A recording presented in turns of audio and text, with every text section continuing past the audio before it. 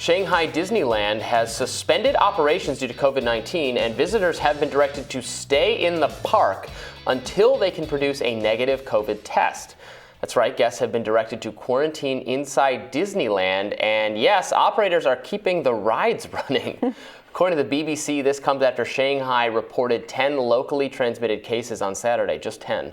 You can see visitors in the shuttered park in those images. This new park rule is due to China's zero COVID policy, of course, which has placed millions of people in China under strict lockdown since 2020.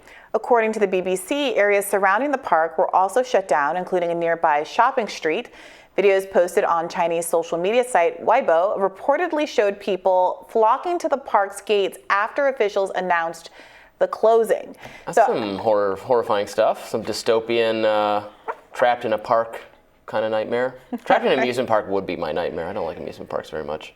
I mean, okay, your personal preferences for entertainment aside, Robby. I mean, I feel of two ways about this. Like, I understand that any kind of restriction of personal liberty is an issue to people. I do think that there's a way that this story has been overblown by other folks, though.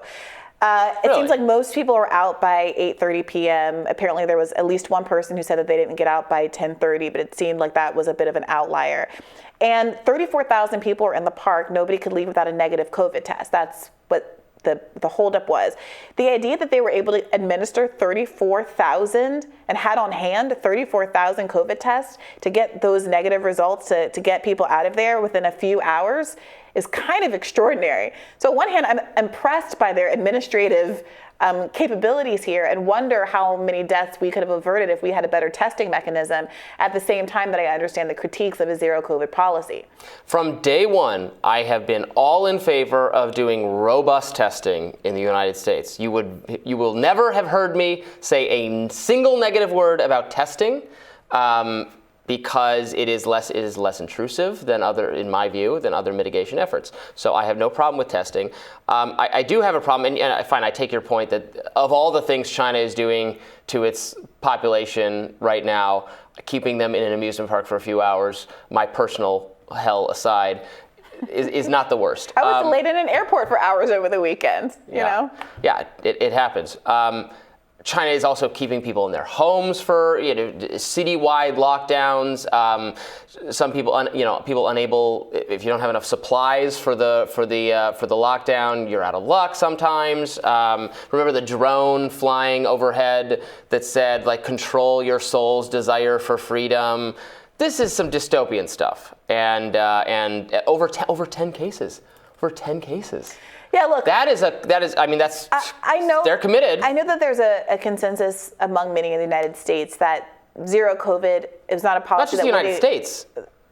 Elsewhere. Virtually every country. That other zero than China. COVID is not a policy that we'd want to pursue. Even people who are very gung ho about mandates, vaccine mandates, and mask mandates, generally aren't interested in going as far as China. But I do think there's something to be said. Only time will tell whether that was the right choice when we start to look at the effects of long COVID and the large percentages of our population which might be disabled going forward and unable to contribute to the economy.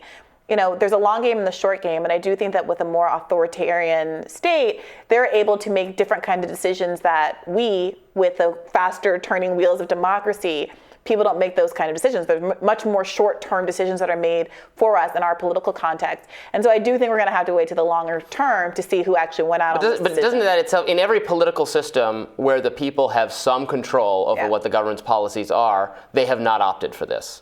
You can find island nations, many of them went harder it was easier to do that, they could control their immigration policies, etc.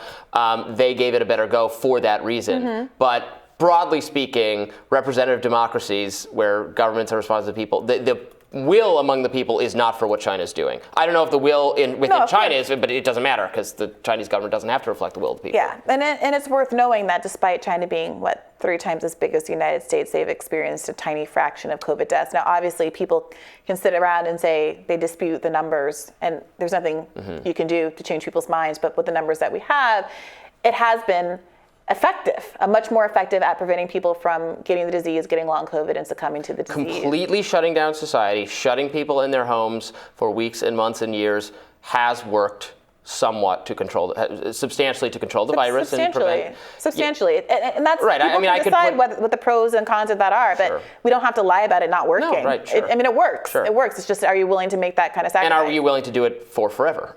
Yeah. Because COVID's not going away. Yeah. Well, there is an argument that if we had distributed more vaccines globally, like part of the issue is that we live in a society, and getting Americans vaccinated when the entire global South basically wasn't scheduled to even get on any kind of vaccination schedule until 2023, 2024, meant that we were kind of bailing out a lifeboat with a thimble. But here we are. China has their own vaccines. They had their vaccine. Yeah, well, I don't consider China. I'm not thinking about China when I'm saying the global South. I'm saying the issue is that either you do a complete shutdown. I think you're saying we didn't share our vaccines enough, and that's. Well, we didn't, but I'm not saying with China. I'm saying the point is that if you accept the porosity of borders and the fact that you don't want to have a shutdown the way that China has had, you are always going to get reinfections from other parts of the world that haven't had the benefit of having any kind of vaccine or protection against the virus. So this is this weird kind of half place. Although we still right today don't let people come to this country unless they're vaccinated. And that's a different kind of restriction. Yeah. Well, it's a restriction I think that should be gotten rid of because the vaccine is not having a significant effect on spread at this point, right? So, which is the other issue. Yeah. Well, and on the grand scheme of things, I think that this is an interesting demonstration of what kind of capacity does exist if people are interested in doing a mass testing regime in a pretty quick amount of time. And I think a lesson could be learned from that, separate and apart from the broader desire for a lockdown. The mass test, if you separate it from the forcing people into their homes, right, I don't have any problem but we're with just the mass talking about this Disney the incident testing right is now. Fine. In some ways that could be. Now, the testing is definitely not perfect. I mean, we know that from our own experience and from people take a test, they feel sick, they take a test, they're negative, they take another test later that day, they're negative, then maybe the next day they're positive. That seems to be the experience. What do you want them to do? Keep them in Disney for 10 days until they absolutely... Obviously not. I wouldn't keep them in any of their positive and symptomatic, but I'm saying it's not a perfect solution. Sure. It still gives people more information, and you can envision a world where people take a test every day, or they take a test before they get on the train or something. I would certainly prefer that to you have to be vaccinated and masked and quarantined and all of that. If we had just reliable testing and then people could quarantine or wear a very high quality mask or something if they had to go out and they knew they were ill, that would absolutely be a better world. And that doesn't.